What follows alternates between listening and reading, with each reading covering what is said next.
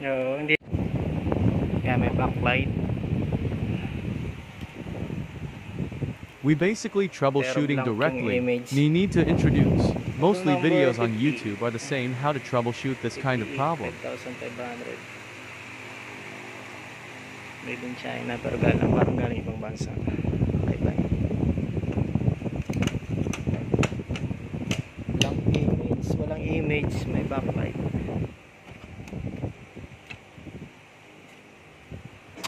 Mabigat. Kaya walang walang image. Kuha yung backlight.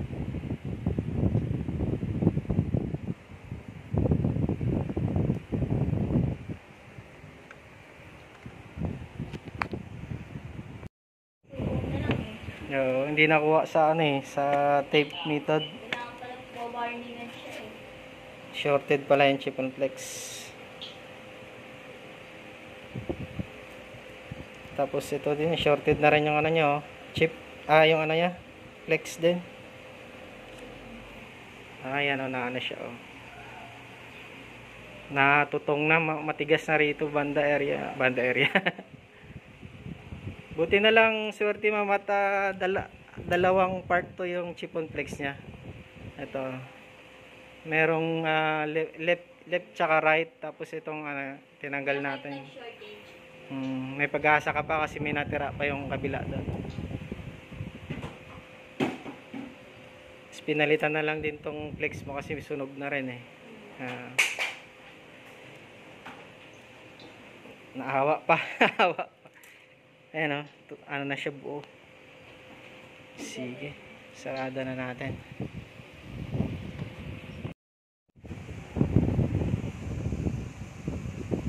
This is how he looks like when we start this troubleshooting. Sa gilid to.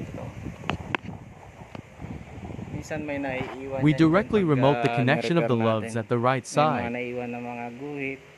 Pero walang problema naman, hindi naman makaka-apekto. Kakancel lang natin yung shorted na signal.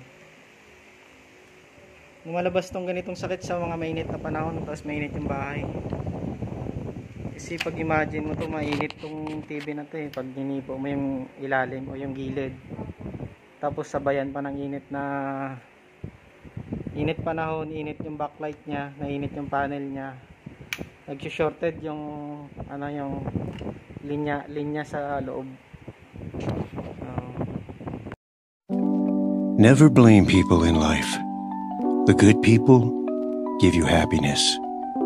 The bad people give you experiences. The worst people give you lessons. And the best people give. So ayun po mga sir, umuwi na tayo dyan na nag-success. Yung history pala ng TV nito mga sir is nag-trial tayo ng tape method pero hindi tayo nag-success. Hindi, nag-try tayo ng remove ng resistor doon sa top board. Hindi na natin po nagawa yun kasi yung video, kasi wala pa tayo pong videographer. Tapos wala ako tayong hawak ng cellphone, wala akong nag-i-explain. So yun na ang ganitong model pala po, 50 inches na ganyang model, ko na lang dyan, ilalagay ko na lang dyan yung model number sa caption ng aking videos. Video pala, videos. Ganito palang model is may side COF pala. Black image po ito mga sir. Yung unang bukas ko sa kanya is pag-check up ko is may backlight agad. Blank image na agad. Nung pagbukas ko, blank image. So, may suspect agad tayo na panel agad. May shorted yung panel niya. So, nag-decide tayo na yung basic troubleshooting na iangat na yung flex sa kaliwa kanan. So, nakita natin nangat agad natin yung kanan. So, nakita agad natin na black image. Tapos, maganda yung image ng kaliwa. So, natagalan tayo mag-troubleshooting ng ganong sistema o ganong problema. Kasi nga, yun nga ang nangyari. Nag-tape method tayo, kakaiba, hindi nag-success. Kahit saan pong banda doon na mag-tape method, wala talaga. kahit pa isa-isa, pa dalawa, wala po talaga nangyari doon. So, nag-remove din tayo ng resistor doon sa top board sa pinakadulo, which is yun naman yung ginagawa ng iba. Then, sa iba ko rin mga troubleshooting, ganun din ginagawa ko. And then, naghanap din tayo ng mga LC1, LC2, ng mga resistor, wala tayong makita doon. So, nag-decide na tayo, siguro inabot din ako ng 2 oras ng troubleshooting doon, ano. Mahigit 2 oras po.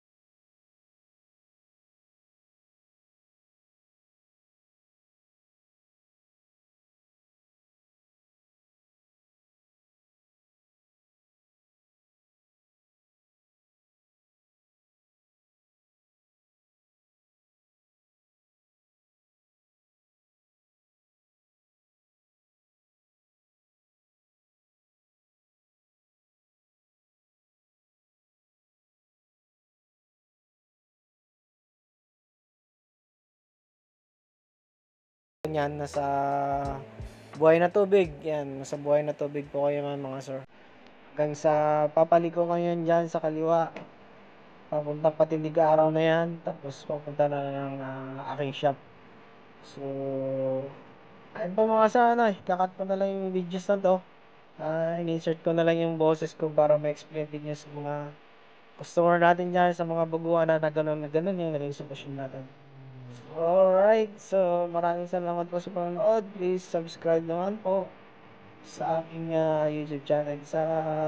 Pag nasa shop naman po, meron naman po kung ni-explain na maganda yung mga videos. Dito nga lang kasi shortcut lang kasi po sa home service po tayo.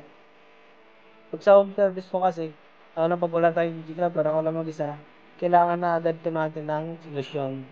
Kasi pangit naman ang puro ka ng video, tapos hindi naman pala mag-success. Maaaring mainip si yung customer, maaaring mainis, o magalit, wala kang ginawa, puro lang videos. So, yun nga po, wala tayong magawa kasi home service na to. Ganun na lang, shortcut na lang, baga wala nang intro. Baga yung Facebook na to or YouTube na to is tambakan po ng aking mga files para hindi ko full memory yung aking cellphone. Kaya nga, pero maraming salamat pa rin sa mag-subscribe ng mga customer, ng mga public technician dyan. Maraming salamat po sa mag-subscribe. Ayun nga po, nasa tayo niyan, pumunta na tayo ng Patinig Araw, ng buhay na tubig. So, yung lusot po niyan is sa Aguinaldo Highway. Pasensya na kayo, nakakabit na yun sa motor kasi wala po tayong GoPro. Yun nga, ganyan lang yung videos natin. Pero at least naalalayan ko kayong paano pumunta ng shop. Alright, maraming salamat po. Di hanggang dito na lang po. Maraming salamat sa panonood.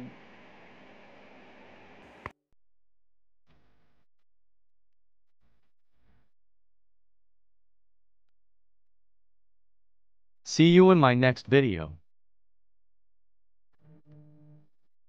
Please don't forget to subscribe.